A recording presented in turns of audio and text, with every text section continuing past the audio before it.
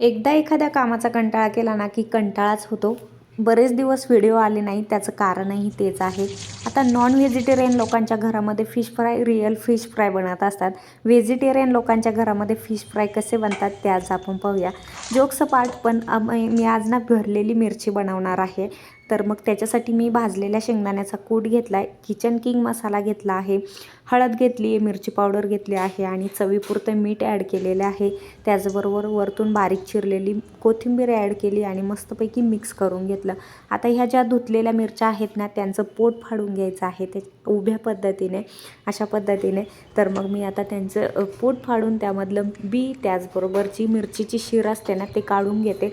आता सगळ्या मिरच्यांच्या मी बी आणि शीर काढून घेतलेले आहे. हा जो मसाला आहे ना मिरचीमध्ये भरायचा आहे, सगळ्याच मिरच्यांमध्ये हा मसाला भरून घ्यायचा. आता राहिलेल्या मसाल्याचं काय करायचं ना ते मी पुढे सांगणारच आहे. इतका मसाला उरलेला आहे. सगळ्या मिरच्या भरून घेतल्यात. चला आता मिरची फ्राय करून घ्यायची आहे. त्यासाठी गॅसवरती पॅन ठेवले, पॅनमध्ये थोडंसं तेल घातलं. तेल गरम झाल्यानंतर मग यामध्ये जिरा ॲड केला आहे आणि आता याच्यामध्ये 1 बाय 1 मिरच्या सोडल्या आहेत. आता डीप फ्राय करायच्या नाही आहेत मिरच्या, फक्त आपल्याला शिजवून घ्यायच्या आहेत. त्याच्यासाठी ना मग थोड्या वेळ झाकण ठेवायचं 3-4 मिनिटे आणि 3-4 मिनिटांनी मग पुन्हा चेक करून पाहायचं आणि ज्या मिरच्या आपण सोडल्या होत्या ना तेलामध्ये, त्या टर्न करून घ्यायच्या, म्हणजे पलटी करून घ्यायच्या आणि सगळ्या साईडनी मस्तपैकी शिजवून घ्यायच्या.